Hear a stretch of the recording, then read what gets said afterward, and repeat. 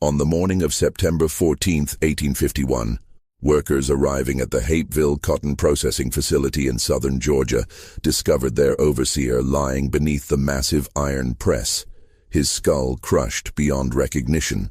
The machine's wheel had been turned exactly 17 times, enough pressure to compress 200 pounds of raw cotton into a single bale, or to reduce a human head to less than 3 inches thick.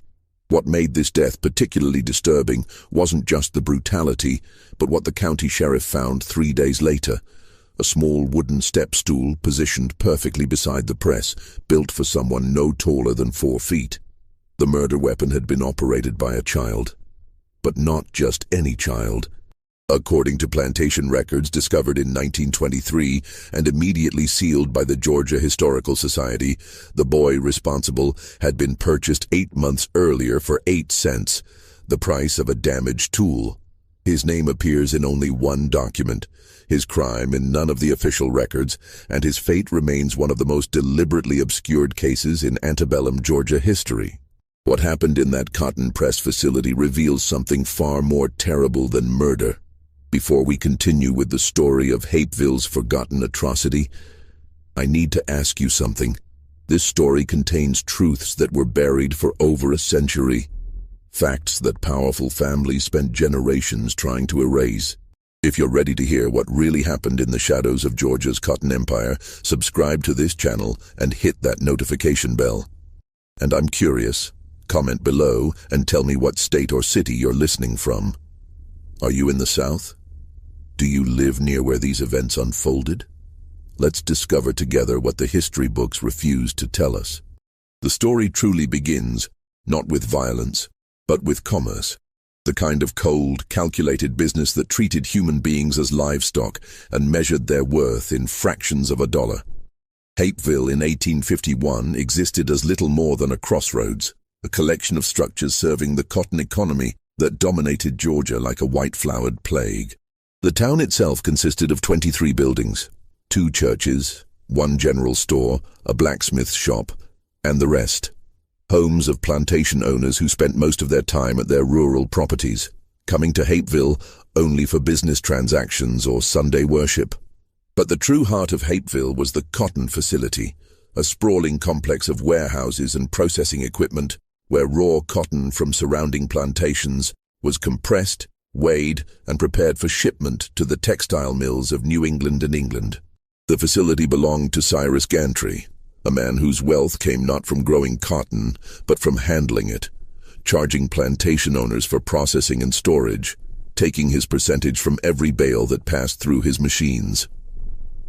Gantry had inherited the business from his father in 1847 and had expanded it considerably, installing new presses imported from Philadelphia and hiring additional workers to handle the increased volume. He was 34 years old in 1851, married with 3 daughters, and considered himself a reasonable man who ran his operation efficiently and profitably. The processing facility operated year-round, but the true frenzy came during harvest season, August through October, when wagon after wagon arrived loaded with raw cotton, and the presses ran from dawn until well past midnight. The work was brutal, lifting, sorting, feeding the massive mechanical presses, operating the baling equipment, loading finished bales onto railway cars. Most of this labor was performed by enslaved men and women, 37 of them owned by Gantry, specifically for the facility's operation. One of Gantry's overseers was Tobias Stroud, a man of 41 years who had worked at the facility for nearly a decade. Stroud was known for his efficiency and his cruelty in equal measure. The enslaved workers feared him more than Gantry himself, and with good reason. Stroud believed in correction through pain, a philosophy he applied liberally with a leather strap he kept coiled at his belt. He lived in a small house adjacent to the facility, close enough to hear if work slowed during the night shifts, close enough to respond immediately to any disruption in productivity. Stroud had never married. His life was the facility, the machines, the constant rhythm of cotton being transformed from raw bolls into compressed bales worth their weight in gold. He took pride in the numbers, in the efficiency of his operation, in his ability to extract maximum productivity from the workers under his control. He kept meticulous records of every bale processed, every hour worked, every instance of what he called defiance that required correction. But Tobias Stroud had a peculiarity that others noticed but rarely mentioned. He collected. Not valuable things, not coins or jewelry or art. He collected the broken and damaged, the objects others discarded. His small house was filled with cracked pottery he'd mended, clocks that no longer kept proper time but still ticked, furniture with missing legs propped up with wooden blocks. He found value, he told the few who asked, in things others considered worthless. This philosophy extended beyond objects. In February of 1851, a slave auction took place in Hapeville, not a large affair, just the liquidation of an estate after its owner, Nathaniel Vickers, had died suddenly of apoplexy. His widow was returning to her family in South Carolina and wished to settle all accounts before departing Georgia.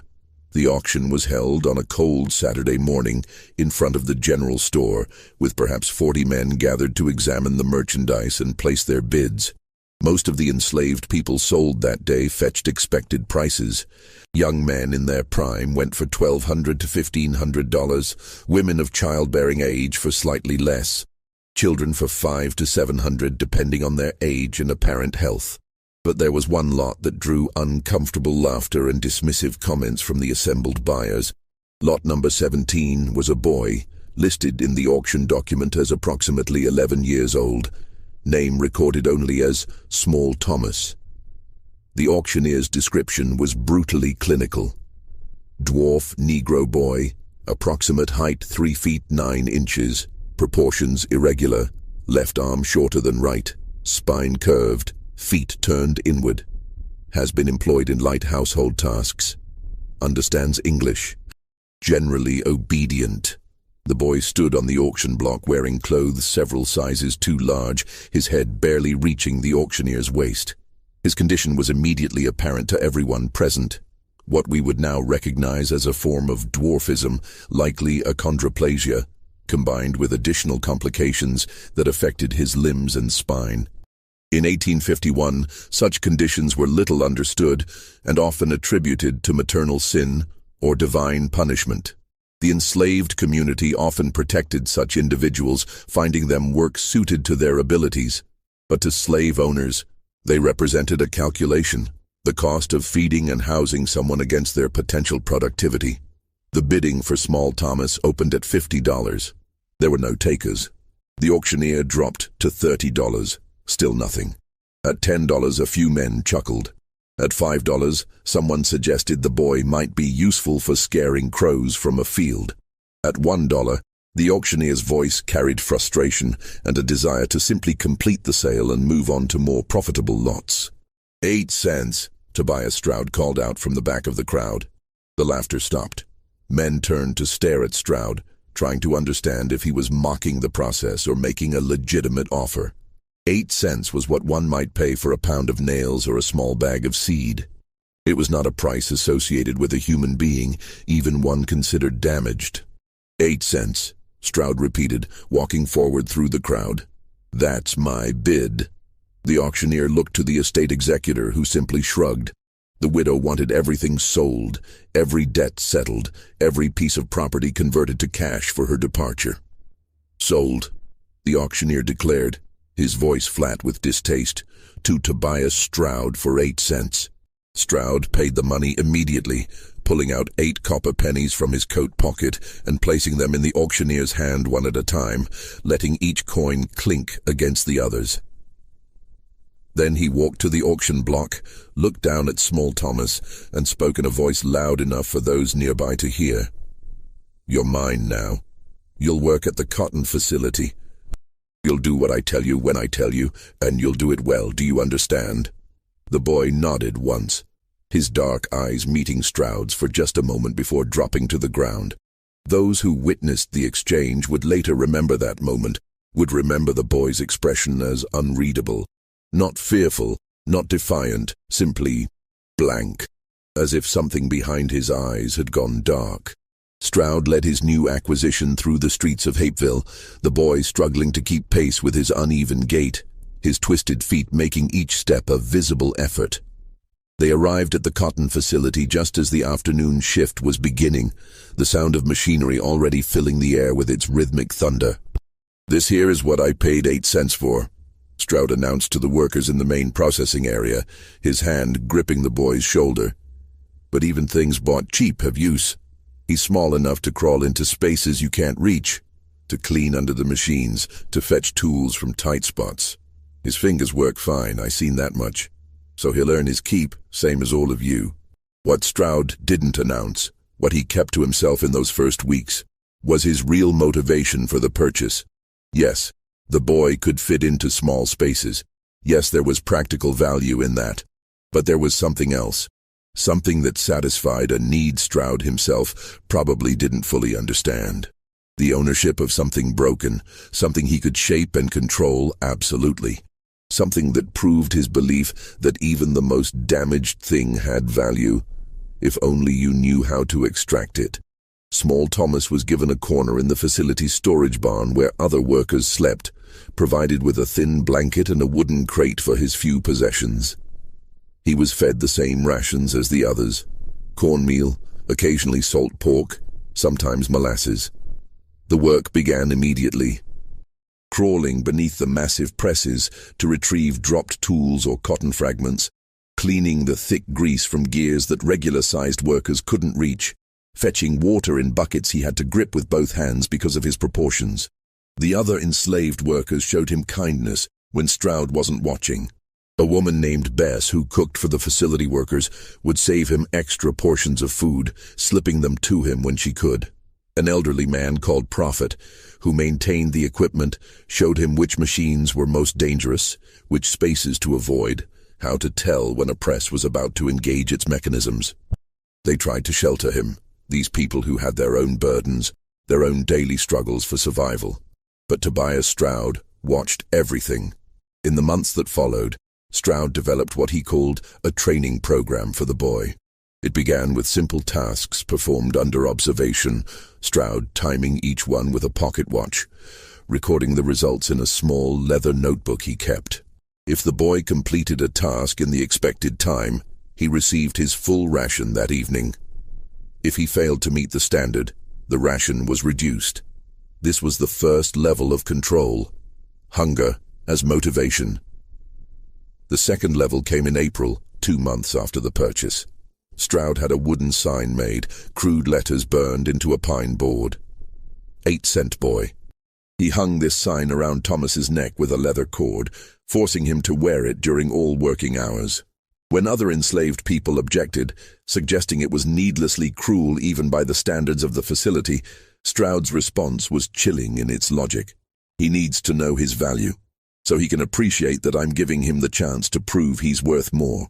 When he's earned back his purchase price in productivity, I'll take the sign off, not before. By Stroud's calculations, at 8 cents, with the boy's limited capabilities, the sign would remain around his neck for approximately 7 years. This assumed, of course, that the boy survived that long. Many didn't think he would. The work was hard, the conditions harsh, and children, especially those with physical complications, often succumbed to illness, injury, or simple exhaustion. But small Thomas survived. More than that, he adapted. He learned to move through the facility with surprising speed, despite his disability, his uneven gait becoming almost rhythmic as he navigated between machines and workers. He learned which tasks he could perform quickly, which required more time, how to anticipate Stroud's demands before they were voiced. He learned to make himself useful in ways that went beyond Stroud's original intentions, and this, perhaps, was his first mistake.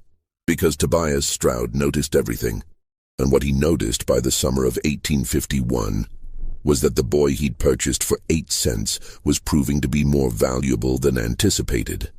Small Thomas could indeed fit into spaces no one else could reach, but he'd also developed an understanding of the machinery itself, how the presses worked, how the gears meshed, which bolts needed tightening, which parts were wearing down and needed attention. Prophet had taught him well, perhaps too well. In late July, during the early phase of the harvest season, a mechanical problem threatened to shut down the main cotton press for several days. One of the drive chains had broken and fallen into the gear mechanism deep inside the press housing, a space too small for any adult to access, too dangerous to disassemble the entire machine when cotton was arriving by the wagon load and plantation owners were demanding quick turnaround. Stroud looked at the problem, looked at small Thomas, and saw his solution. "Boy," he said, his voice carrying that tone of command the enslaved workers knew meant absolute obedience was required. "You're going in there to get that chain. I'll walk you through what you need to do." Prophet had stepped forward then, his old face creased with concern. "Mr. Stroud, sir, that space ain't safe. If someone was to engage the mechanism while he's inside—" "No one's going to engage nothing," Stroud snapped. "I'll be right here watching." Boy goes in, retrieves the chain, comes back out. Simple. It wasn't simple. The space inside the press housing was barely large enough for the boy's body, requiring him to crawl on his stomach through gaps between iron plates and wooden frames, all coated in thick grease and cotton lint. The heat inside was suffocating, the air thick with oil fumes. And everywhere, just inches from his body, were the massive gears and plates that, if activated, would crush him instantly. But small Thomas crawled inside. Following Stroud's shouted instructions, he worked for nearly an hour in that mechanical darkness, his twisted hands fumbling with the heavy chain, trying to work it free from where it had lodged. The other workers stood in absolute silence, barely breathing, listening to the sounds of metal scraping metal, the boy's labored breathing, Stroud's voice directing every movement. When small Thomas finally emerged, covered in black grease, the chain clutched in his hands, dragging it behind him like a prisoner's shackle. Something had changed in his expression. The blankness was still there, but underneath it, those who looked closely might have seen something else, a calculation, an awareness, a kind of knowledge that came from spending an hour inches away from the machinery that could end his life with a single lever pull. Stroud had taken the chain, examined it, then looked down at the boy. "See? You're worth more than 8 cents after all. Keep proving it, and maybe that sign comes off sooner than I thought." But he didn't remove the sign. Not then. Not in the weeks that followed, even as the boy continued to prove useful, continued to perform tasks others couldn't, continued to crawl into dangerous spaces to retrieve dropped tools or clear jammed mechanisms. The sign remained, a constant reminder. 8 cents. That's what you are. That's all you'll ever be unless I decide otherwise. By early September, the harvest season was at its peak. The facility operated around the clock, with workers sleeping in shifts, the machines never stopping, the smell of cotton and sweat and machine oil creating a fog that hung over Hapeville like morning mist. Stroud himself barely slept, moving through the facility at all hours, checking productivity, demanding faster work, using his leather strap when he felt workers were slowing down. Small Thomas had been assigned to the night shift, working from sunset until dawn, primarily maintaining the area around the main press where Stroud himself usually stationed during the busiest hours. The boy would fetch water, clean the work area, remove cotton debris, and, increasingly, be called upon to make minor adjustments to the machinery when something seemed off. It was during these night shifts, when the facility was lit only by oil lanterns and the work took on a hypnotic, exhausting rhythm, that the other workers noticed small Thomas watching the press. Not just glancing at it, but studying it with an intensity that seemed unusual for someone so young. He would stand in the shadows, his small form barely visible, his eyes tracking the movement of the great iron plates, the turning of the screw mechanism, the way the pressure built slowly and then released over and over all night long. Prophet had noticed. On a break one night in early September, he'd pulled the boy aside, speaking quietly in the dialect of the enslaved, words that could be passed off as harmless if overheard, but carried meaning to those who understood. "Child, you got to be careful what you think about. Some thoughts, they grow like poison oak. Start small, but they spread. Cover everything. Choke out what's good." Small Thomas had looked up at him, and for just a moment the blankness had cracked. How much pressure it take? The boy had asked, his voice soft, the first words Prophet had heard him speak in weeks. To crush cotton down to a bale? Prophet's blood had gone cold. More than you want to know about. More than you should be thinking about. Just wondering, the boy had said, and the blankness had returned, smooth as water over stones. 3 days later, on the morning of September 14th, 1851, Tobias Stroud was found dead beneath the main cotton press. The discovery came at dawn, when the morning shift workers arrived to relieve those who'd worked through the night. The facility should have been full of activity, but instead they found an unusual silence. The main press had been shut down, its massive mechanism frozen mid-cycle. Oil lamps still burned at their stations, casting flickering shadows across walls stained with years of cotton dust. And there, beneath the press itself, visible in the growing morning light, streaming through the high windows, was Tobias Stroud, or what remained of him.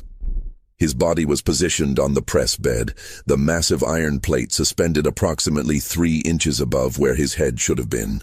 The word should is crucial here, because Tobias Stroud no longer had a head in any recognizable sense.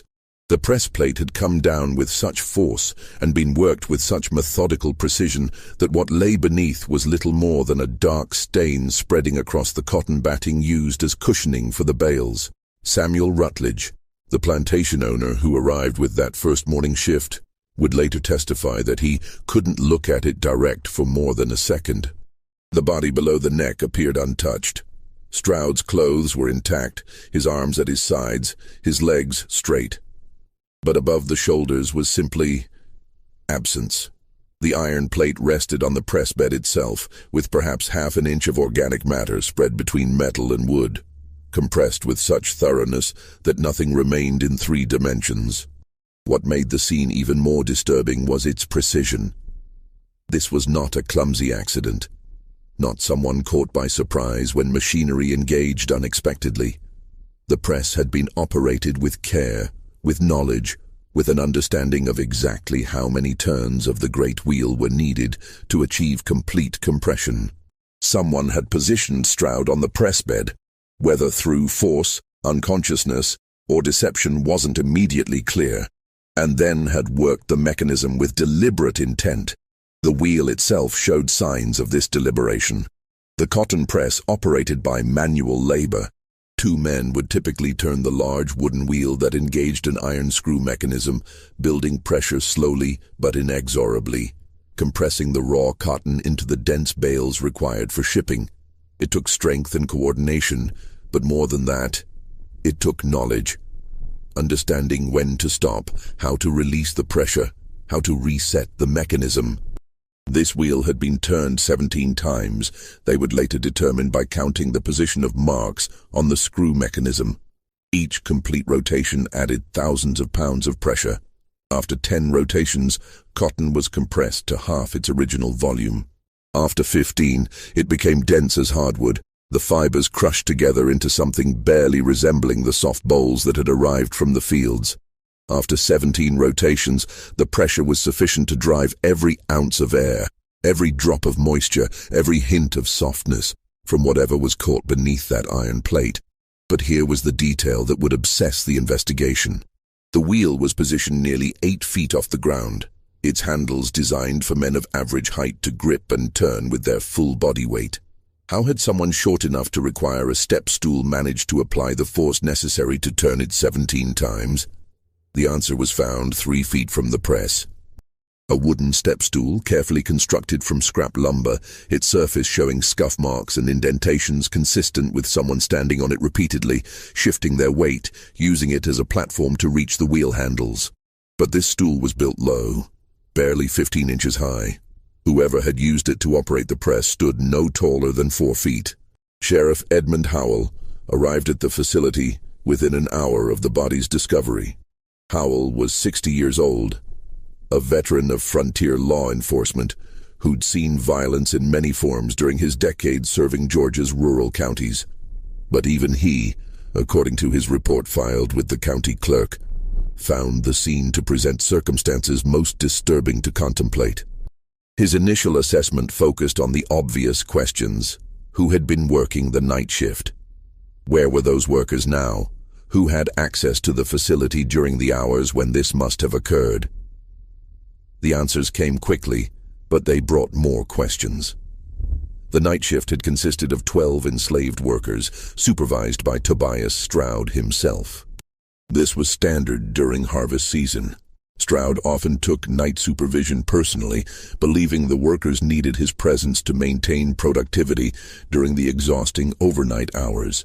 According to the workers now being questioned, Stroud had been alive and active until approximately 3 in the morning, when he'd made his usual rounds of the facility, checking each station, noting productivity in his leather notebook. After that point, accounts grew hazier. The work was hypnotic, exhausting, the kind that made time stretch and contract strangely. Men would work for what felt like an hour, and discover only 20 minutes had passed. Or the reverse, in the flickering lamplight, with the constant noise of machinery, the counting of bales, the rhythmic movements of labor, it was entirely possible for someone to disappear for an hour without being immediately missed. What the workers could confirm was that Small Thomas, and this is when the sheriff first learned about the 8-cent purchase, the sign still found lying near the boy's sleeping corner, had been assigned to the main press area that night. His job was to keep the area clean, to fetch water for the men operating the press, to clear cotton debris, to assist with minor mechanical issues. "Where is this boy now?" Sheriff Howell had asked. No one knew. His sleeping corner in the storage barn was empty. His blanket was folded neatly, the wooden sign with 8-cent boy burned into it lying on top of the crate that held his few possessions. A tin cup, a worn shirt too large for his frame, a small smooth river stone that Prophet said the boy had found and kept for reasons unknown. The search began immediately. 20 men spread through Hapeville and the surrounding countryside, checking barns, searching wooded areas, questioning anyone who might have seen a small boy traveling alone. In 1851 Georgia, an enslaved person moving without papers, without permission, without a white person's authorization, was immediately suspect. And a child with obvious physical disabilities would be even more noticeable, unable to blend into a crowd or move quickly through terrain. But Small Thomas had vanished as completely as if the earth had swallowed him. While the search continued, Sheriff Howell examined the crime scene with increasing unease. The more he studied it, the less it made sense. The positioning of Stroud's body suggested he'd either been unconscious when placed on the press or had been somehow convinced to lie there voluntarily. But why would Stroud, a man known for his suspicion and control, allow himself to be placed in such a vulnerable position? The press mechanism showed signs of careful operation. This wasn't frantic or panicked work. Someone had taken their time, had turned that wheel slowly and methodically, had likely watched as the pressure built, as the iron plate descended, as Tobias Stroud's life ended in what must have been both instantaneous and eternal. Dr. Marcus Fenneman, the town's physician called to examine the remains, noted in his report, death would have occurred within seconds of the cranium's collapse. However, given the evidence of progressive compression, the deceased may have experienced significant terror and pain in the moments before mortality, assuming consciousness was retained. The precision of the injury suggests deliberate intent rather than accidental engagement of machinery. On the second day after the discovery, Prophet was brought in for extended questioning. As the enslaved worker with the most knowledge of the machinery and the closest thing to a relationship with Small Thomas, he was considered a crucial witness. The questioning took place in Hapeville's one-room jail, Sheriff Howell sitting across a rough wooden table from the elderly black man, whose hands shook slightly, not from fear, but from the arthritis that plagued his joints after decades of manual labor. "Tell me about the boy," Howell said, his voice neither kind nor cruel, simply matter-of-fact. "What was he like? Did he speak about Stroud? About the work?" Prophet had chosen his words carefully, knowing that anything he said could result in punishment for himself or others. "The child was quiet, sir, kept to himself mostly. did his work without complaining. Mr. Stroud, he was hard on the boy, but he was hard on everybody. Did the boy ever threaten Stroud? Ever show defiance? No, sir. Child just did what he was told. Wore that sign around his neck every day without a word of complaint. But you taught him about the machines. Howell pressed. You showed him how they worked. Prophet had felt the trap closing. Yes, sir. So he'd know how to stay safe. So he wouldn't get hurt doing the jobs Mr. Stroud gave him. Those machines, they'll kill you quick if you don't understand them. So he understood them well enough to operate them. Sir, that press requires 2 strong men to turn that wheel. The boy couldn't hardly reach it even with that stool. His arms aren't the same length. His back is twisted. He couldn't generate the force needed. This was the central contradiction that plagued the investigation. Every man who worked the facility confirmed that operating the main press required significant strength and coordination. Even with a step stool, even with knowledge of the mechanisms, how could a small boy with physical disabilities manage what typically required 2 adult men working in coordination? Sheriff Howell had stood and walked to the jail's small window, looking out at Hapeville's dusty Main Street. Unless, he'd said slowly, he wasn't working alone. Unless someone helped him, someone strong enough to turn that wheel while the boy directed the operation. The implication was clear. This wasn't the crime of a child acting alone. This was conspiracy. This was multiple enslaved people working together to murder their overseer. And in 1851, Georgia, such an accusation carried implications far beyond a single facility, a single crime. The entire social order was built on the assumption that enslaved people, however they might feel about their condition, would not organize against their masters. Individual acts of defiance, yes, running away, breaking tools, working slowly, but coordinated murder. That suggested something far more dangerous to the system. Over the next week, every enslaved person who'd worked the night shift was questioned separately, their accounts compared, contradictions noted. Sheriff Howell was looking for signs of collusion, evidence that this had been planned, that multiple people had been involved. He was particularly interested in the hours between 3 a.m., when Stroud was last seen alive by multiple witnesses, and dawn, when the body was discovered. But the accounts were frustratingly consistent. Everyone had been at their assigned stations, working continuously, focused on meeting the quotas that Stroud himself had set. No one had seen anything unusual. No one had heard anything beyond the normal sounds of machinery and labor. And critically, no one admitted to seeing Small Thomas during those crucial hours, even though he should have been visible in the press area, performing his assigned duties. It was as if the boy had become invisible during the exact period when Tobias Stroud was being positioned and crushed beneath the press that he had forced the boy to maintain, to understand, to crawl inside when chains jammed and gears failed. The sign, that wooden board with 8-cent boy burned into it, became a focal point of speculation. It had been found in the boy's sleeping area, removed from around his neck at some point during that last night. Had he taken it off himself? Had someone else removed it? And what, if anything, did that signify? Bess, the woman who cooked for the facility workers, was questioned about the boy's state of mind in the days before the murder. She described him as unchanged, quiet, withdrawn, obedient. But when pressed about whether he'd shown any signs of planning something, any indication of anger or resentment, she'd said something that made Sheriff Howell's blood run cold. That child never showed anger, sir. Never saw him cry, neither. He was like a bucket with all the water drained out. Just empty. But he watched things. Watched the machines, mostly. Studied them like some men study scripture. Like he was looking for answers in all those gears and wheels and plates. Answers to what? Howell had asked. How things work, I suppose. How pressure builds, how things break.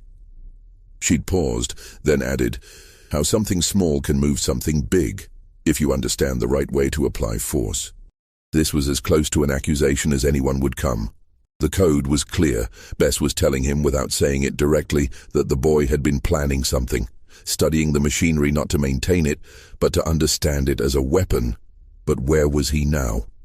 How had a child with a distinctive appearance and physical limitations vanished so completely in a rural county where everyone knew everyone, where strangers were immediately noted, where the enslaved population was constantly monitored? The search expanded. Notices were posted in surrounding counties. Slave catchers were hired to scour the woods and back roads. The reward for his capture started at $10, more than 100 times what Tobias Stroud had paid for him, and eventually rose to $50 as the days passed without any sign of the boy.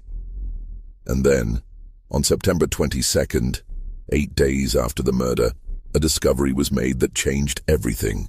A farmer named Josiah Teague, working his land roughly 8 miles northeast of Hapeville, found something unusual while clearing brush near Redemption Creek, a shallow waterway that wound through the county before joining larger rivers that eventually reached the Atlantic.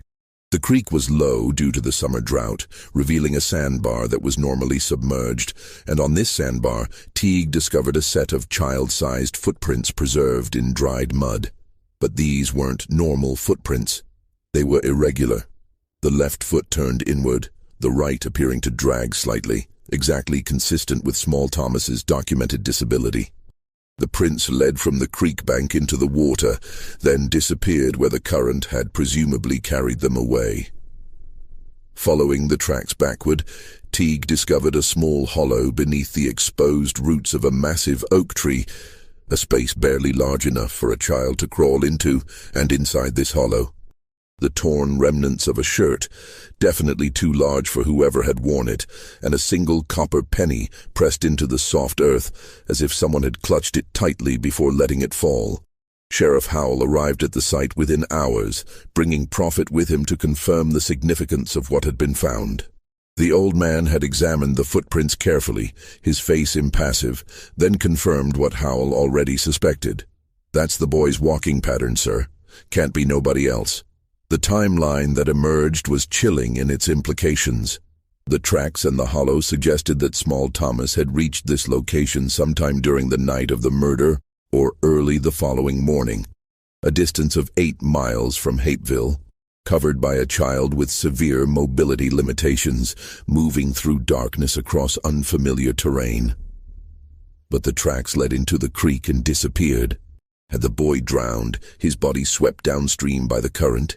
It was the most logical conclusion, one that Sheriff Howell began to embrace almost immediately. A child fleeing in panic, without understanding the danger of the creek, wading in too deep, swept away by water that appeared calm but hid dangerous undercurrents. Yet something about this conclusion troubled those who knew the creek. Redemption Creek was shallow. Even at its deepest point in the spring floods, it barely reached 5 feet. During the September drought, it was more like 2 or 3 feet, hardly enough to pose a serious threat even to a small child. And the current, while present, was gentle enough that drowning seemed unlikely. An alternative theory emerged. Perhaps the boy had used the creek deliberately, wading through shallow water to hide his scent from tracking dogs, then emerging somewhere downstream where his tracks wouldn't be found. It was a level of calculation that seemed beyond a child's capabilities, yet the evidence supported it. The copper penny troubled Sheriff Howell most. Why would someone fleeing for their life pause to leave a coin pressed into the earth?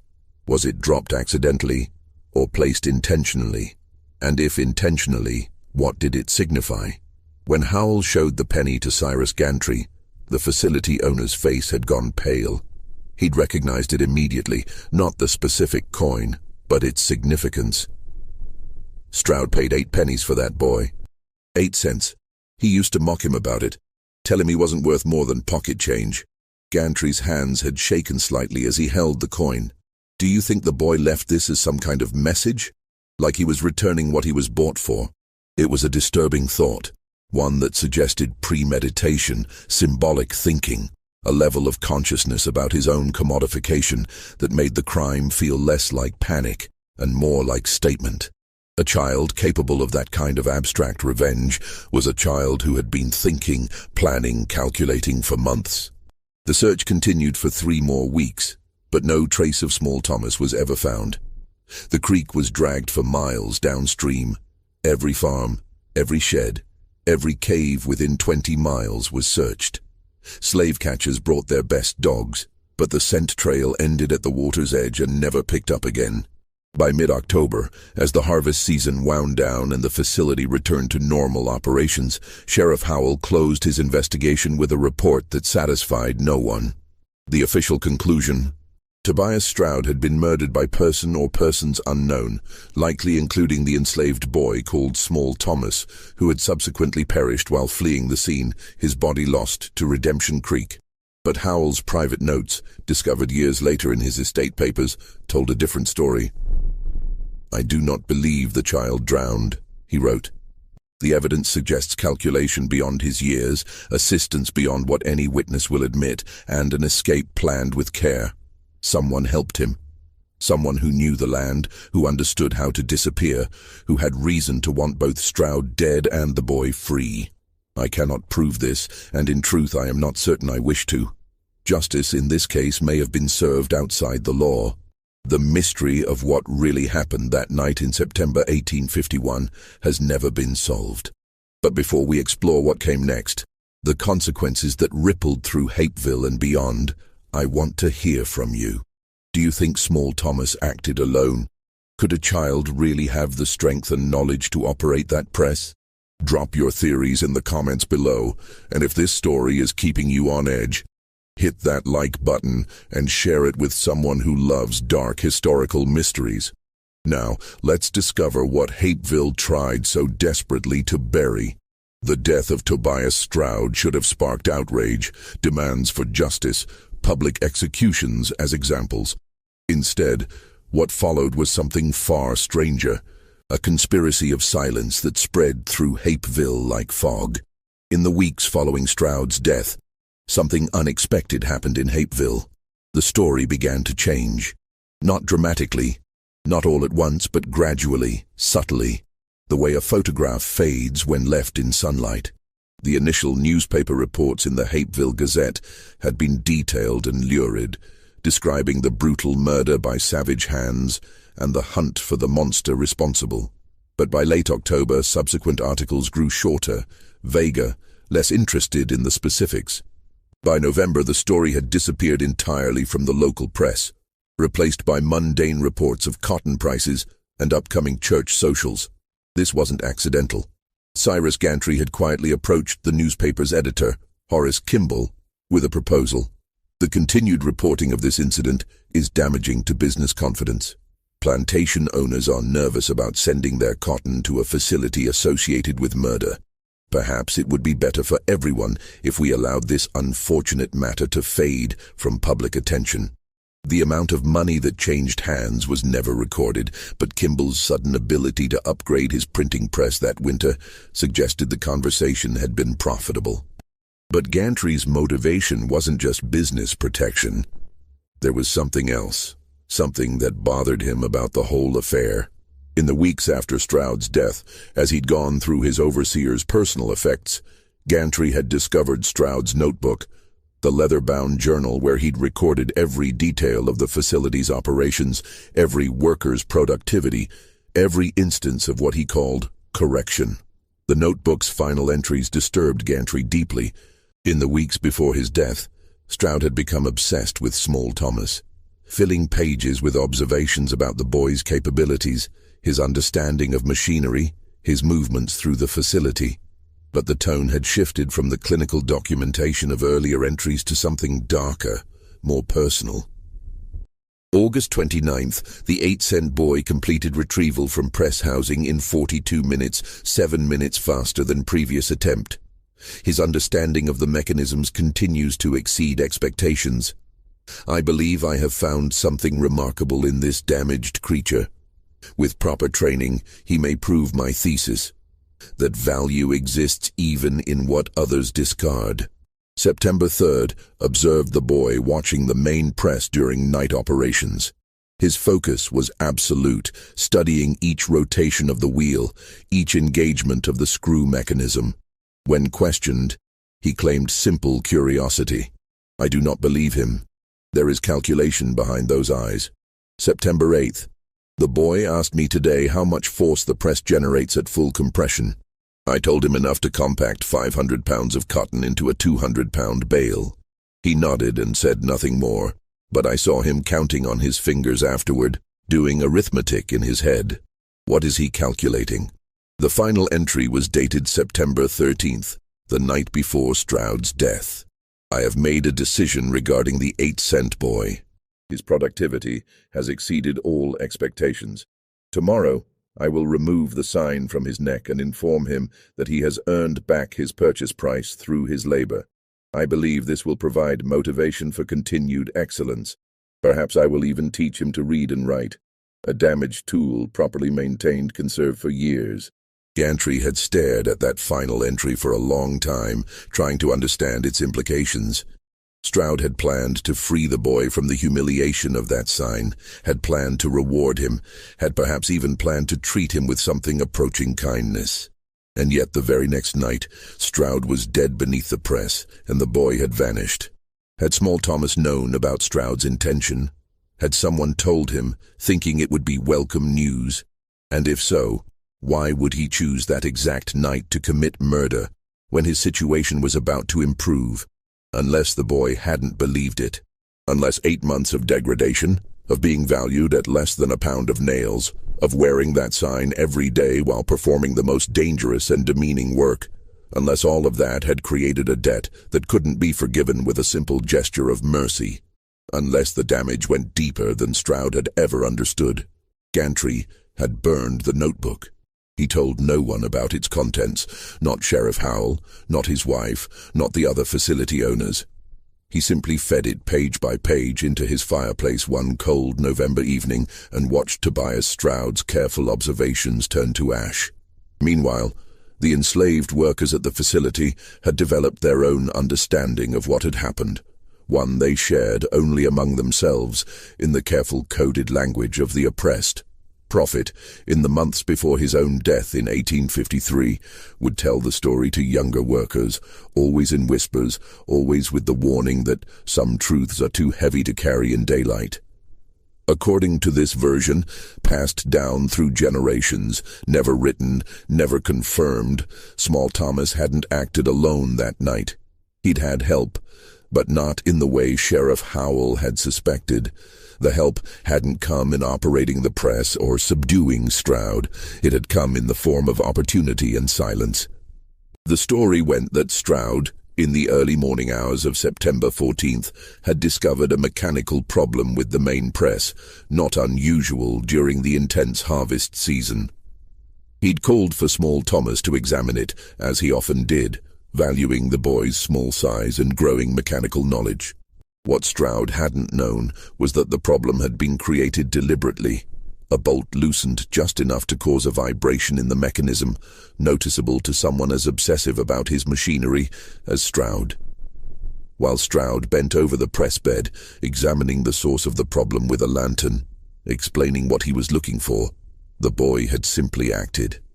A push wasn't needed. Stroud was already in position. What was needed was the wheel. And here was where the story became almost mythical in its telling. The boy had used Stroud's own body weight. The press wheel had a release mechanism, a lever that, when pulled, would cause the iron plate to drop suddenly by several inches before catching on a lower gear. It was a safety feature, designed to quickly release pressure if something went wrong. Small Thomas had pulled that lever while Stroud's head was beneath the plate, and the initial drop, perhaps 6 inches, had been enough to stun him, to pin him, to make resistance impossible. After that, turning the wheel hadn't required 2 men's strength. It had required only time, patience, and the mechanical advantage of the step stool the boy had built over weeks from scrap lumber, hidden in plain sight among the facility's clutter. 17 turns. Approximately an hour of work, turning the wheel a quarter rotation at a time, resting, turning again, each rotation adding pressure, each adding inevitability. And the other workers? They had heard nothing unusual because the sound of the press operating was normal. They had seen nothing because they had practiced the most essential survival skill of the enslaved, the ability to not see what might get them killed for witnessing. When questioned later, they spoke truth. They had been at their stations working. They simply failed to mention that they had deliberately never looked toward the main press during those crucial hours, had deliberately focused on their own tasks with unusual intensity, had created a circle of willful blindness that allowed what needed to happen to happen. This version of events explained much: the precision of the crime, the lack of struggle, the boy's escape. But it also raised darker questions. If the other workers had known, had participated through their silence, had created the opportunity, did that make them accomplices to murder? Or was their inaction simply another form of survival in a system where resistance could mean death? By the spring of 1852, Hapeville had largely moved past the Stroud incident. The cotton facility continued operations under new management. The harvest that year was strong, and profits were good. Cyrus Gantry had hired a new overseer, a man named Duncan Talbot, who was known for being firm but fair, or at least as fair as the system allowed. But something had changed in the facility's atmosphere, something the enslaved workers felt but couldn't quite articulate.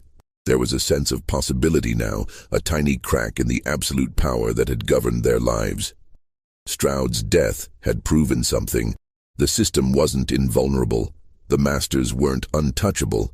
Under the right circumstances, with enough pain, enough cause, enough calculation, resistance was possible. This didn't manifest in open rebellion, nothing so dramatic or suicidal, but in the small acts of daily life. A tool that went missing and was never found. A machine that developed mysterious problems, work that took just a bit longer than it should. Nothing provable, nothing that could be punished, but a general slowing. A quiet resistance that cost Gantry perhaps 5% of his previous productivity. Not enough to be catastrophic, but enough to be noticed.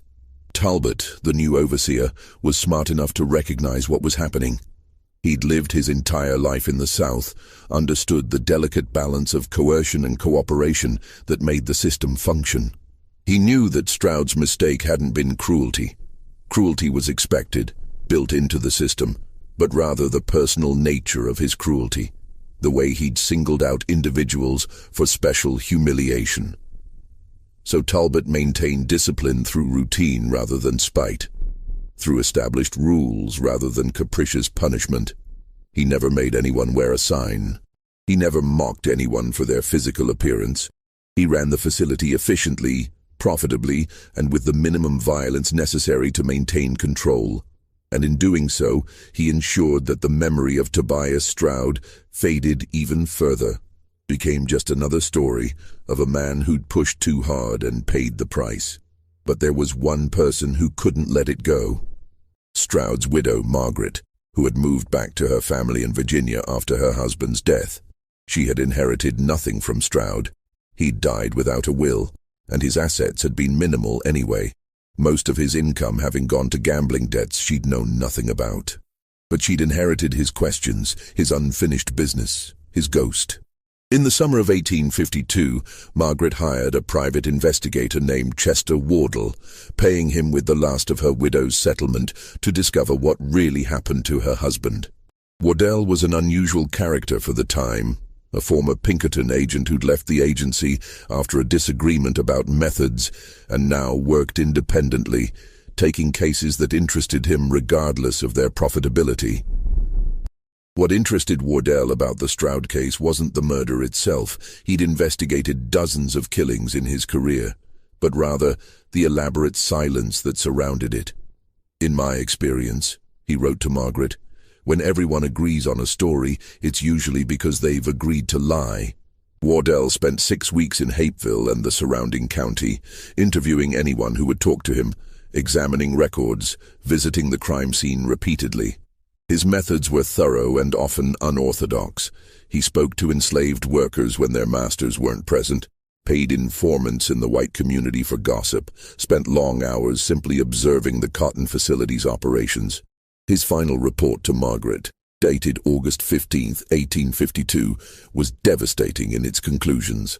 "I believe your husband was indeed murdered by the boy called Small Thomas, likely with the tacit cooperation of other enslaved workers at the facility.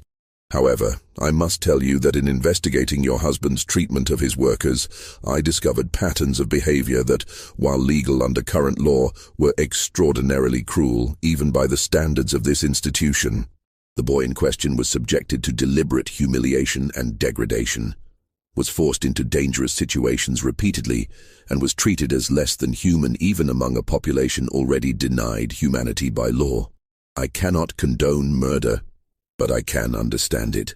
Your husband created the circumstances of his own death. The report continued with details that made Margaret weep, not from grief, but from shame. Descriptions of Stroud's collection of damaged people and objects, accounts of the sign he'd forced the boy to wear, testimony about the dangerous work he'd assigned to a child with physical disabilities. She'd known her husband was involved in the slave trade, of course. Every white person in the South was, directly or indirectly. But she hadn't known the specific cruelties, the personal nature of his mistreatment. Wardell's report ended with a statement that Margaret would carry with her for the rest of her life. The boy, Small Thomas, almost certainly died in Redemption Creek or shortly after crossing it. His body was likely never found because it was buried by someone who knew the land, someone who wanted him to rest in peace rather than be returned to bondage or hanged for his crime. Whoever helped him escape performed an act of mercy in a system that allows no mercy. I recommend you let this matter rest. Your husband is gone. The boy is gone. Further investigation will only bring pain to everyone involved, including yourself. Margaret took Wardell's advice. She burned his report and never spoke of the matter again.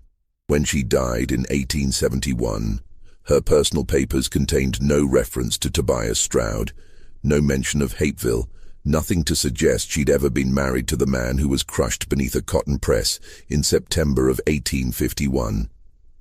But she did leave one curious item, a small leather pouch containing 7 copper pennies wrapped in a note that read simply, "A debt unpaid."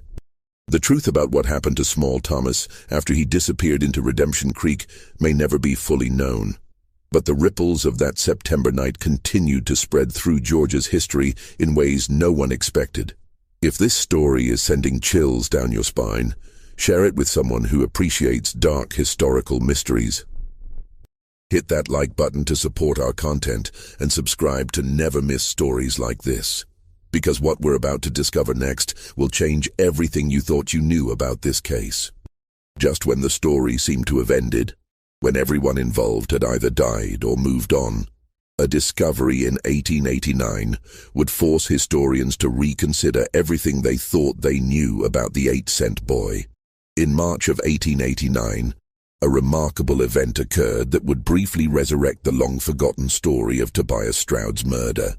A crew of workers building a new railroad line through what had once been the outskirts of Hapeville, now absorbed into Atlanta's growing sprawl, made a discovery that shocked everyone involved. Approximately 12 miles from the original cotton facility, in an area that had been dense forest in 1851 but was now being cleared for development, the workers found a small cabin hidden in a hollow.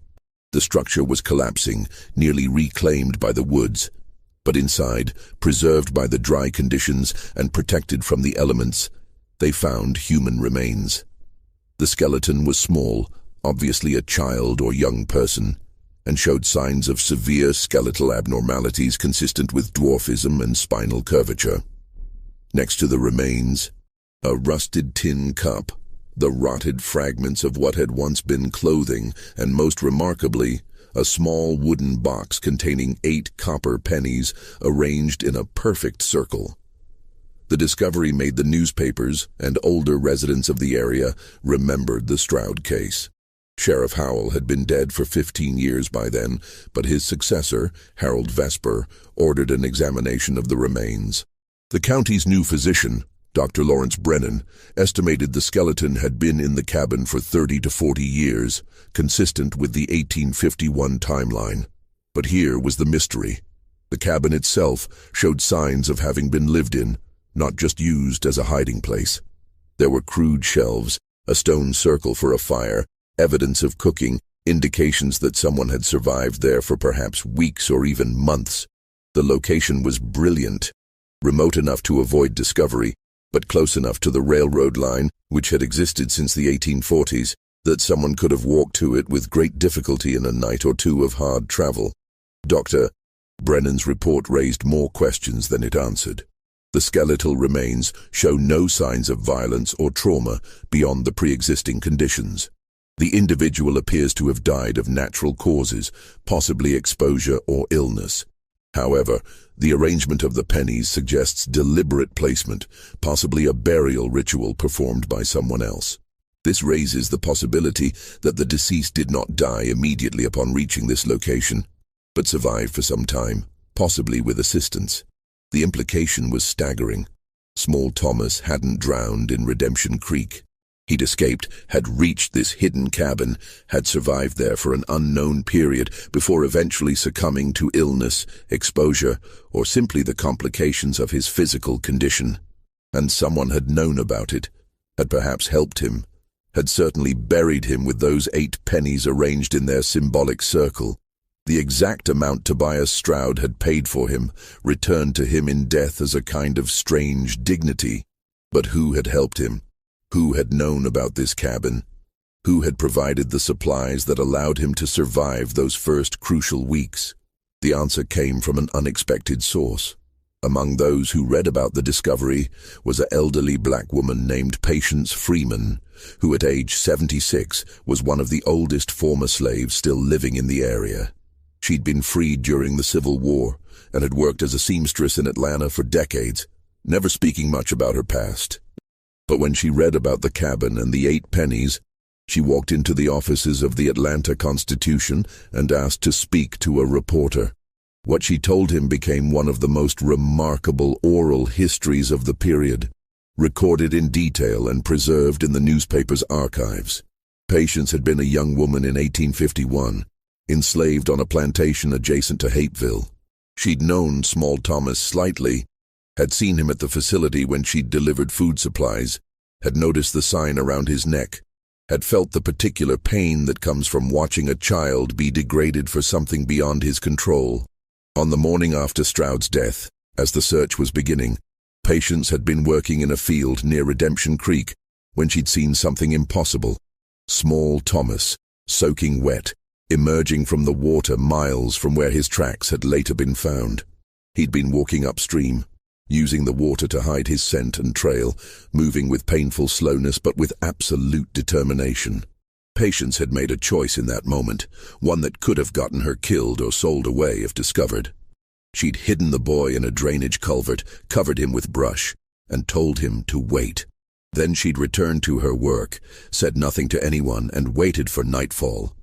That night, she'd stolen food from her master's stores, a risk she described as worth taking, and had led the boy through the woods to a cabin she knew about.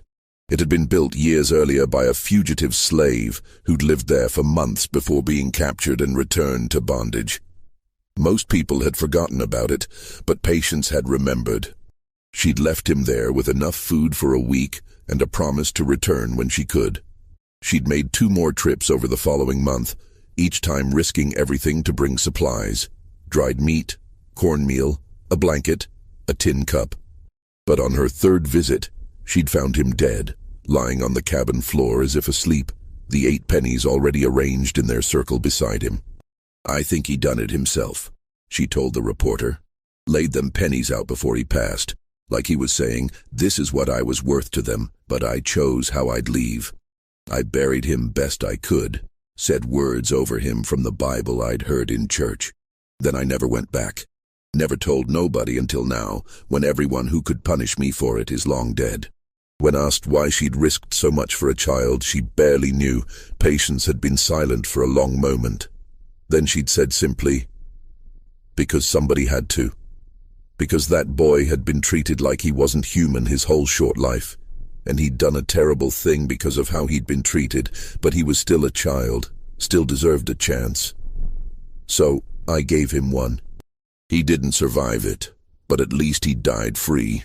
The story of Small Thomas and Tobias Stroud faded once again after the 1889 discovery, this time permanently. The remains were buried in a pauper's cemetery. The cabin collapsed completely within a few years, and the site was eventually paved over as Atlanta continued its expansion. But the case left a mark on those who studied Georgia's antebellum history. The 8-cent purchase price, so shocking in its callous reduction of a human being to less than the cost of a tool, became a symbol of the dehumanization inherent in the slave system. Scholars debated whether Small Thomas's actions constituted murder or self-defense, whether his crime was justified by the cruelty he'd endured, whether a system that valued him at 8 cents had any moral authority to judge his response to that valuation. The cotton facility in Hapeville continued operations until 1923, when it burned down in a fire that investigators ruled accidental, but that some locals whispered had been deliberately set by descendants of the people who'd once been enslaved there.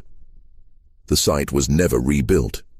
Today it's a parking lot, unmarked and unremarkable, with no historical marker to indicate what happened there in September of 1851.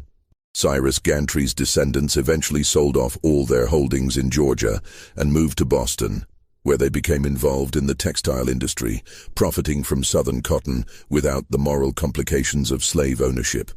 They never spoke publicly about their family's connection to the case. The most enduring legacy of the story came from an unexpected source: oral histories collected during the 1930s Federal Writers Project, which interviewed former slaves about their experiences. Several elderly individuals from Georgia told versions of the Small Thomas story, always with variations, always with the acknowledgement that they weren't sure what was true and what was legend. But certain elements remained consistent: the 8-cent price, the sign around his neck, the cotton press, and the final escape. One former slave, interviewed in 1937 at the age of 94, said something that perhaps captured the truth better than any official record. "We told that story to our children to teach them 2 things. First, that the system would break you if it could, would reduce you to nothing, would make you less than human if you let it. And second, that even when you're small, even when you're damaged, even when they tell you you're only worth 8 cents, you still got power if you know how to use it." That boy, he used what he had, used his size, used his knowledge, used the very machine they made him tend. He paid back what was owed, then he ran. Didn't make it far, didn't live free for long, but he died on his terms. Sometimes that's all you get. The copper pennies found in the cabin were never preserved as evidence. They were distributed among the railroad workers who'd discovered the site, carried off as curiosities, eventually lost or spent or thrown away. 8 cents scattered to the winds, their symbolic weight forgotten by everyone except those who knew why they mattered. In the end, the story of Small Thomas asks questions that 1851 Georgia couldn't answer, and that perhaps we still struggle with today. What is justice in a system built on injustice? What is murder when life itself has been stolen? What is freedom worth to someone who's been told they're worth less than pocket change? And what becomes of a child who learns that the only way to reclaim his humanity is to destroy the man who denied it? The historical record provides no satisfying answers. It offers only facts: a purchase for 8 cents, a death beneath a cotton press, footprints leading into a creek, a cabin in the woods, and 8 pennies arranged in a circle around a small skeleton. The rest, the truth of what happened in those hours between midnight and dawn on September 14th, 1851, remains hidden in the same darkness that once filled the Hapeville cotton processing facility, illuminated only by flickering lanterns that have long since been extinguished. This story shows us how easily human beings can be reduced to monetary value, and how that reduction creates the conditions for violence that society then condemns while ignoring its own complicity. The 8-cent boy's name appears in only one surviving document. His crime appears in none. His grave has been paved over. But his story remains, preserved in whispers and oral histories, a reminder of what happens when we forget that every human life has worth beyond what any market assigns it. What do you think of this story? Do you believe Small Thomas acted alone, or was there a conspiracy of silence that allowed him to escape? Could Patience Freeman's account be trusted, or was it a story embellished over decades? Leave your thoughts in the comments below. If you found this tale as haunting as I did, subscribe to this channel, hit that notification bell, and share this with someone who appreciates the dark corners of American history. These are the stories they didn't teach in school, the truths buried beneath official records, the voices that history tried to silence. And we'll keep bringing them to you, one forgotten tale at a time. See you in the next video.